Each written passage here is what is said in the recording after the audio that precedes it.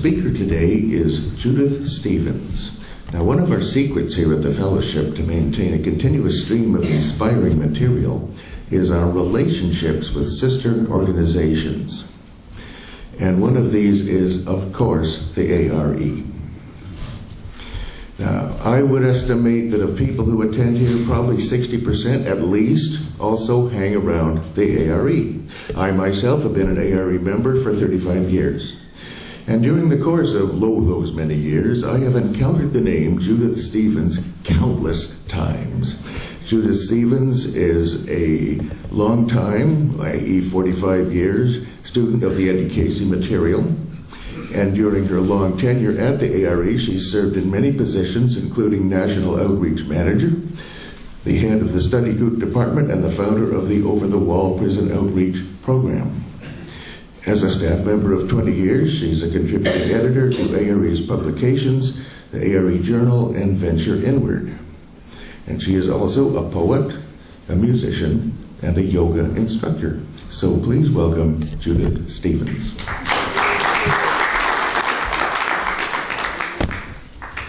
It's a pleasure to be back. I want to thank you for the last invitation when I talked to you about the prison program. And before I start on today's talk, I'd like to share one thing with you about the prison program.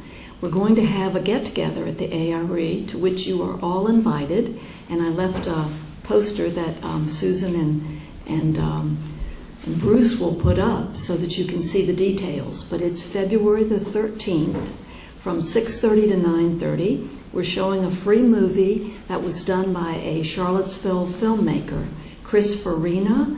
The movie is called Seats at the Table. And the premise of the movie was a group of UVA students who went into a local prison ostensibly to teach Russian literature. But you can guess perhaps what happened. It changed their entire perception of prisoners and prison, and the inmates flourished. So I do offer you this invitation. There will be hors d'oeuvres, there will be the movie, and then two of our graduates from the program who've gone through the prison program, and one of whom has been working as a volunteer for 3 years with us, will be interviewed by me about their time in prison and how getting the free books and writing to people and getting through that experience, how it was helpful to them. So please plan to join us if you can. Earlier, my colleague mentioned the law, the one law, and today I'm going to talk to you about what I think that one law is. According to the Cayce Readings, it's the law of love. And many of us who were brought up in traditional churches, as I was, probably learned chapter 13 of 1 Corinthians, the beautiful description of love. And the greatest of these, say that chapter, is love. So I'm going to start with one of my favorite little poems by Edwin Markham, because to me it's one of the best definitions of love that I've ever encountered. He drew a circle to shut me out, heretic, rebel, a thing to flout. But love and I had wit to win. We drew a circle that took him in. It's no coincidence that the chapter on love comes at the end of the book. The Search for God material that was given by Edgar Cayce for inner development. We have to work our way through a lot of other chapters that are less glamorous sounding. Things like cooperation, setting our spiritual ideals, practicing fellowship. You all are good at that. Patience, exhibiting patience, and unity, not just with the people we like, but with those people who are different from us. In the love chapter, we're told, this is a quote from 262-43 reading, "For he that would expect mercy must show mercy to his fellow man and woman. And he that would find peace and harmony in the love of God must show love, peace, and harmony with his fellow human being." Have you ever tried to be merciful to anyone around you for even a week? It's hard. Many study groups have tackled this concept as one of the weekly disciplines and reported back on their progress at the next meeting. What did we learn? We found out that unless we could show brotherly love to people of all stripes, extend mercy to people that we might not like as much as some others, that we couldn't experience that true fellowship with God. In a reading given to the original group, Mr. Cayce's member in that group asked him how she might better personally apply the affirmation of the lesson on love. And part of that affirmation is this: make us more aware of God is love. And she was told 65 years in advance of the Nike ad campaign that we all see around here, her answer was, just do it. Just do it. Just love the people around you. So as we cultivate an awareness of God and other people in every situation, our acceptance of life starts to expand. We start to realize that we don't always have to be right about everything. Love develops within us a kind of active patience that shows us what our development is, whether we're ready to bear with others and overlook shortcomings, or if we're still primitive in our thinking that our way is the only way to truth.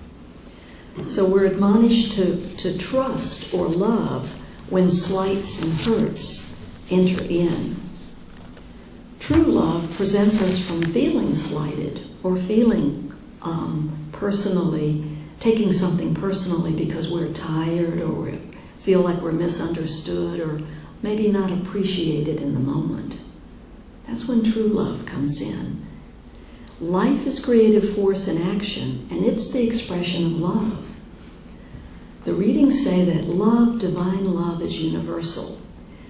We see it everywhere we look, in the smile of a baby, the beauty of a song, a beautiful voice. We see it when we go out into the woods, by the side of the mountains, or walk by the side of the ocean. We find it and feel it in nature.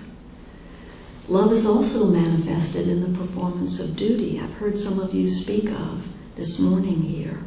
Several people like you in a couple of study groups that I attend are caring for elderly parents. And it's a 24/7 job. But they are doing it at great personal challenge and cost, but gladly and from a place of love. They don't mind walking that walk. It's worth it. Pure, undefiled love is so powerful that men and women lay down their lives for others, forgetting themselves. We've all heard stories of how someone rushed into a building that was burning and dragged out children and family members, or how someone dived off a bridge to save someone who was drowning or floundering, or how somebody leapt in front of a grenade or a bullet to save the life of a friend. The New Testament, John 15:13, says, "Greater love hath no man than this, that a man lay down his life for his friends." And I submit to you that this is what Edgar Cayce did for his entire life, but especially when he gave readings for others during World War II, when the bags of mail came in to ARE headquarters and frantic parents were searching for their children's safety and whereabouts. Mr. Cayce was advised to give no more than 2 readings a day for his own health, but during the war years, he gave as many as 10 a day in order to try to help others.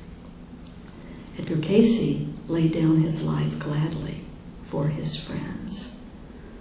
The Search for God material tells us that in the beginning, love looked upon the earth and saw that it was good and blessed it. So love, or God, is that dynamic force that brings into manifestation all things.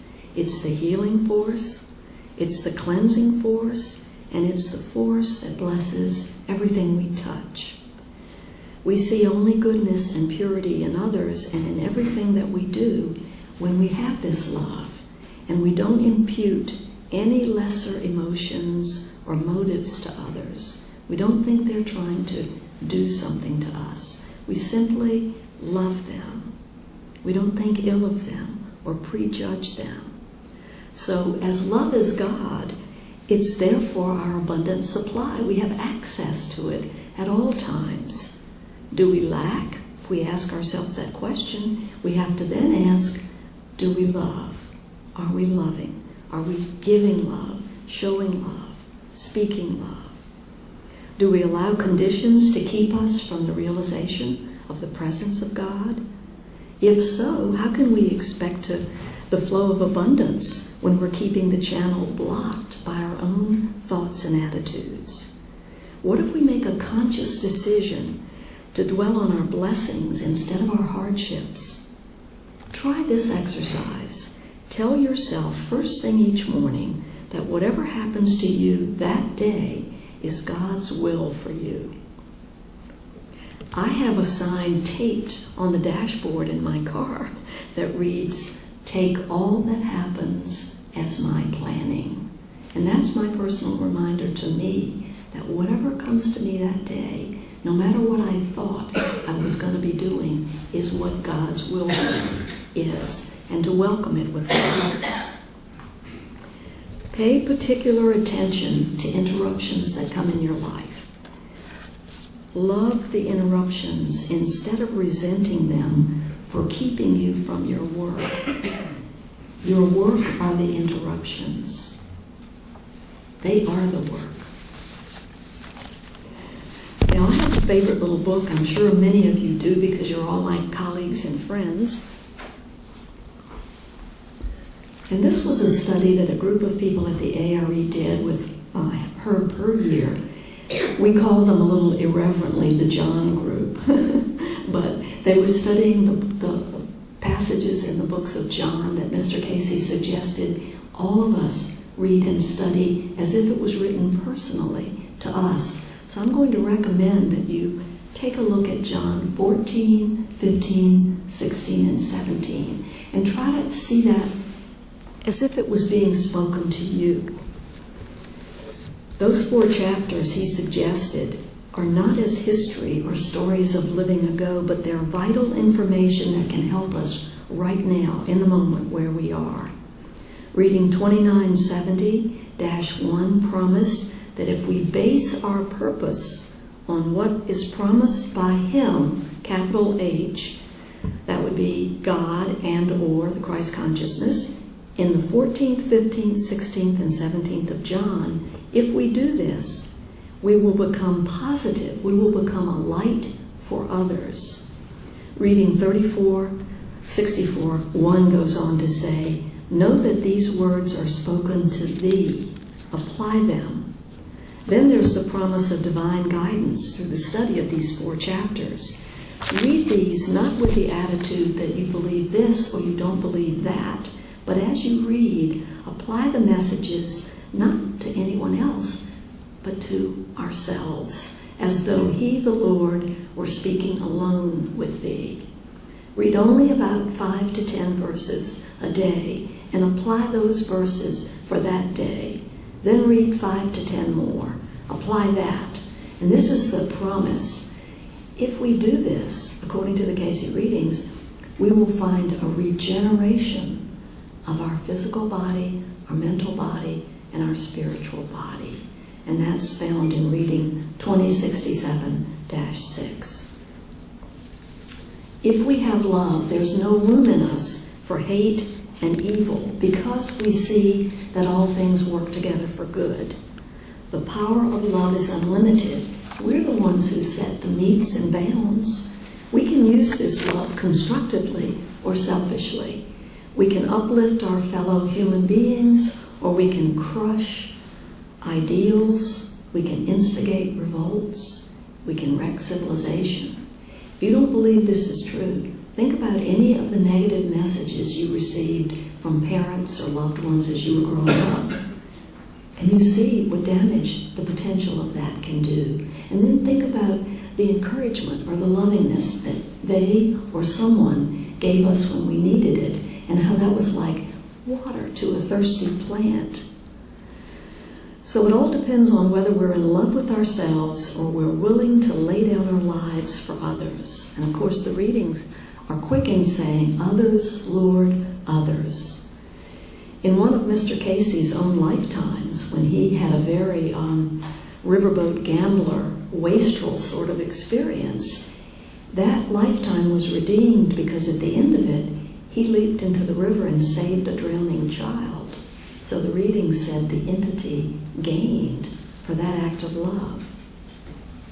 Love suffereth long and is kind, beareth all things, believeth all things, hopeth all things, endureth all things. Do we believe that nothing can separate us from this love of God? A love that was so all-encompassing that he gave us an example, his own Son, and showed us what we could strive to become like. The Master gave the commandment that we love one another as he loved us. Even as we've been forgiven, it falls to us to forgive others. And this is the hard part that sticks in our craw. Why is it so hard to forgive and forget and move on? The Master told us to love our enemies. He said that God the Father makes his sun to rise on the just and the unjust and sends rain to the good and the evil. Or in other words, God is as inclusive as that poem. He's as forgiving and non-judgmental. So how can we not emulate this pattern we've been given, this pattern of love? The Father's love is a golden thread that's woven throughout the Scriptures, which enlarge and spreads until the whole law is fulfilled in God so loved the world that he gave his only begotten Son, that whosoever believeth in him should not perish, but have everlasting life. John 3:16. So to fulfill the law of love is more than simply to love those who love us. There's a curious sentence in the Search for God chapter on love. Here it is. He or she that does not love his or her worst enemy has not even begun to develop. And development is exactly what the work of the ARE and this fellowship is about. Why is it important to love our enemies? Because sometimes they're the only ones brave enough to tell us the truth about ourselves, the things that the people who love us are protecting us from and won't complain about. And other people can see and say it. And if we're honest with ourselves, we recognize it, because the truth always wounds a little bit.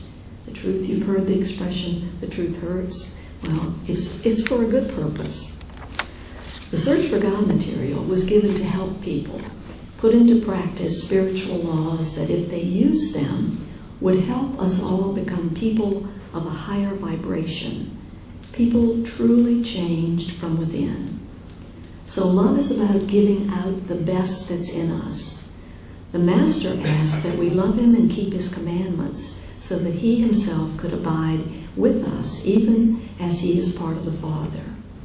The things that hinder or keep him from being at one with us are not caused by him, they're caused by our own selfishness. It's selfishness that prevents our understanding the concept of what love should mean to us.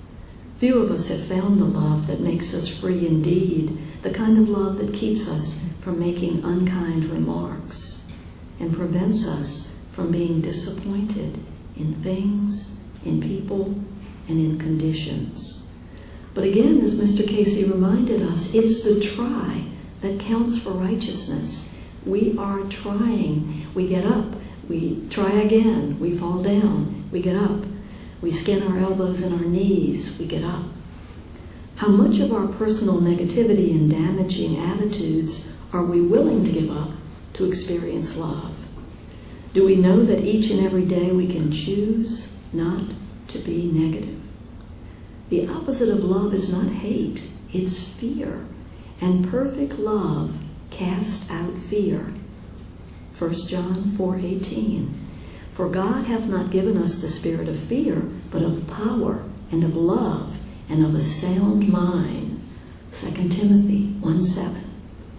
Beloved, let us love one another, for love is of God, and everyone that loveth is born of God and knoweth God. Beloved, if God so loved us, we ought also to love one another. 1 John 4:7 and 11. We know that babies and animals must have love or they shrivel and die. The official term for this is called failure to thrive. But all of us need love. We don't thrive without it.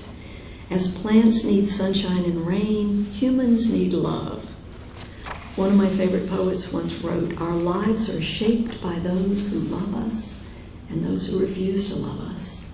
And we have only to look within our prisons to see an example of that, a very tragic example of that. Many of you, as I did in the 70s, read the works of Carlos Castaneda. And I found an interesting concept. He wrote, "We make ourselves either miserable or we make ourselves strong. The amount of work is the same." So think about it. We're putting in work every day, making ourselves what? Miserable or strong? In other words, we can choose not to be negative. What is being negative? A lot of times it's what we don't want to see in ourselves. And this is why it's so helpful to be in an ARE study group, because you have a group of people that you're meeting with every week, discussing these principles and concepts, and they are quick to hold the mirror to show you the aspects of yourself that need work. So here are some of the negative components that I'm proposing. Choosing, and we do choose these, choosing to be jealous, disappointed, argumentative, complaining, boastful, nagging, bullying, impatient, annoyed, resentful, superior, weary, worried, self-pitying, self-justifying, or blaming others. These are only a few of the inner states that don't serve us, but that we choose out of habit.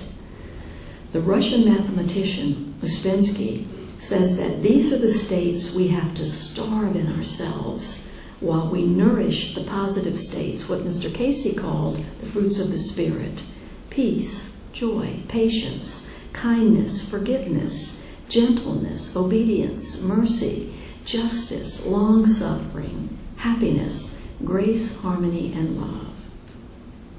The law of love doesn't do away with the other laws, but it makes the other laws effective. The laws of recompense, the law of faith, the law of attraction, karmic laws, the law of earth forces or cause and effect. Love is that attribute of the soul that enables us to give, asking nothing in return. The readings cite Romans 12:9. Let love be without dissimulation. And dissimulation is simply hypocrisy, false pretense. So let us be like little children and love purely without judgment. Can we see some good in all whom we meet? This is the Christ way of showing love. In his name there is power. The word Christ, according to the Cayce material, is the highest vibration level in the world. So you can use that word with great confidence and great affinity and know that any lesser energy is banished immediately. So in one of our study groups, we took the affirmation, Christ is my ideal. Christ is helping me now. And I have to tell you, that was a wonderful weekly discipline. Please be my guest and try it in your own life and see if it's helpful to you in your walk. If we call on his name, the Christ Spirit, and abide by his teachings, we will begin to radiate such a glow of righteousness, which is only right thinking and acting, that those who sit in darkness will see great light. Our service to others is never lost. With love, it's been woven into the souls of those for whom we have worked. It will shine forth again and again into the lives of many yet unborn, because love never dies. It is eternal. It is circular. God gave man his creation, the ability to become one with him. This way was shown through the Christ, the mediator, with the Father. And the more we meditate, the more we come to realize and recognize this truth. So in closing, I want to share several personal encounters with love in my own life that I hope will be meaningful to you as they were to me. The first one concerns a Quaker woman. I myself am Quaker. And this is a woman who lived in the 1800s. You probably know her as the abolitionist Lucretia Mott. She was physically a very tiny little woman, but she was mighty in spirit. And the story is recorded that she attended a Philadelphia Teamsters meeting. And in the late 1800s, there was great unrest in our country. And so there was a movement that was building, that was going to erupt. And Lucretia Mott was at this meeting, and it was on the cusp of turning rowdy. So just on the edge of violence, Lucretia Mott walked up to the largest teamster in the room and put her small gloved hand onto his meaty arm. And she said to him sweetly and clearly, "This gentleman will see me home." And he did. The violence that was right ready to happen somehow receded and moved back. And the meeting broke up, and the big man took her home, and they were able to negotiate and go forward. So I believe that violence was averted because love in action changed the mood of the people in that room. Because love called forth, and Lucretia called forth the highest and the best from someone who was able to hear it and brought out the best in him. So it's interesting to me that the second story that I know about and experienced in part had to do with another Quaker woman. And some of you may actually have known her. As a member of the Virginia Beach Friends meeting, I met Lucy Stone, who was also teeny tiny, but packed a wallop in her time. She was originally from England, so she had a beautiful English accent, and she was a Quaker through and through. And one night, she lived alone, and she was awakened upstairs, hearing noises downstairs. So she pulled on her robe, and she tiptoed downstairs, and she encountered a burglar going through her silverware and packing it up to take it away. And she approached this man, totally without fear, and said to him, "You must be hungry. May I fix something for you to eat?" And right there in her kitchen, he sat down at the table. She cooked him a meal, and as he ate and talked to her, the story of his life came out. And it was a wretched story. And he didn't know what else to do. And so Lucy Stone, with her wonderful active love, she hired him to be her gardener. So this gentleman became Lucy Stone's gardener, and for years he worked for her. She paid him, of course, and he did a beautiful job on her yard and her grounds. And I think that this is a beautiful tale of someone who was in a downward spiral, and it could have ended so differently. It could have ended, with him being taken off to jail or everything. And what happened? A life was redeemed. So, when someone asked my best friend, the former editor of the ARE News, Olive Landers, what her mission was as she was turning 95, she looked them in the eye and said that she was learning to approach all things with love. And isn't that what we're all doing here? Isn't that the mission of our lives? I think it is. So, this is the book I was going to tell you about. Many of you already know of it. It's a beautiful tale called The Aquarian Gospel of Jesus the Christ. It's written poetically by a man named Levi. Some say he channeled it, some say others. You make up your own mind. I love this book. And in this book, in chapter 92, there's a story told of Jesus visiting a village where there was a devastating fire that destroyed most of the homes in the village. And as he comes, a little child comes up to him and says, "Please come and touch my Father's heart." She tells him that her father is a drunken man and her mother toils every day from morning to night, and when she brings her wages home, her father snatches them away and squanders them on drink so that they go to bed hungry every night. So with a child's faith, she knows that Jesus can help her father, telling him that when her father is himself, he's so good and kind. And this is true of most of us, all of us. When we are ourselves, our higher self, we are good and we are kind. So, she says, I know it's the wine that makes another man of him.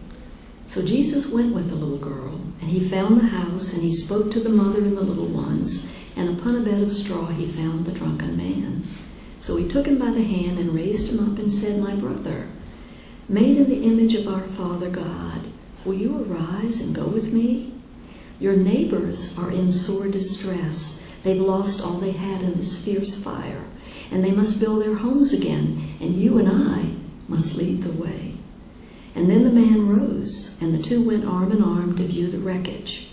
They heard the mothers and the children crying in the streets. And Jesus said, My friend, here is a work for you to do. Just lead the way in helpfulness. I'm sure the people of Bethany will furnish you the means and the hope.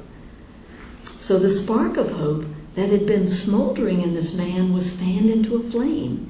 He threw aside his ragged coat, and he was himself again. And then he called for help, not for himself, but for the homeless people, and everyone helped. The ruined homes were rebuilt. And then he saw his own poor den, and his heart was stirred into its depths. The pride of manhood filled his soul, and he said, This wretched den shall be a home. He worked as he had never worked before, and everyone helped. And in a little while, the den became a home. The flower of love bloomed everywhere. The mother and the little ones were filled with joy. The father never drank again. A man was saved, and no one ever said a word about neglect or drunkenness or urged him to reform. Finally, this is a true story, and it tells about the intuition that comes to each of us and that we're often quick to push aside and not want to follow. I urge you to follow. Listen.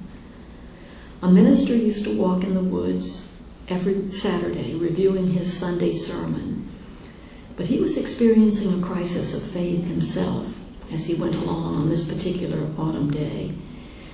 Suddenly he had this overcoming urge, powerful urge that made absolutely no sense to him. A voice inside spoke with great urgency saying, Say I love you. And of course he resisted it, but the feeling wouldn't go away. The voice spoke again and again, so finally he grudgingly whispered, I love you, and kept on. The voice was not appeased, and it wasn't finished with him either. The voice urged louder. So feeling foolish, he mustered up his courage and said more loudly, I love you. But the voice insisted louder. So looking over his shoulder and all around and satisfying himself that he was alone, he took a deep breath and shouted, I love you, at the top of his voice, and then headed home. The next morning after his sermon, as was his custom, he was standing at the front of the church greeting parishioners as they left when a young man, a stranger to the congregation, asked if he could have a word with him. So they stepped back into the vestibule for privacy, and the young man started speaking agitatedly. Reverend, he told him, something incredible happened to me, and I have to tell someone about it. The minister waited, and the young man said, I was in the woods yesterday. At the mention of the woods, the hair on the back of the minister's neck started to stand up, but he kept his face carefully blank, and he waited, and the man went on. Something strange happened to me in those woods, preacher. See, I went there yesterday to kill myself. I told God, if you really exist, you have to tell me you love me. And at first, preacher, it was pretty puny, but then I heard it loud and clear. I heard God. He told me he loved me, And that's why I'm here today. So I submit to you that the power of love restored that minister's faith and saved the life of a young man. God is using each of us if only we will sensitize ourselves and hear that voice. And according to the Cayce Readings, Edgar Cayce said that when Jesus left, he gave us each an assignment. We have an assignment to show forth the love of the Christ until he comes again. Thank you.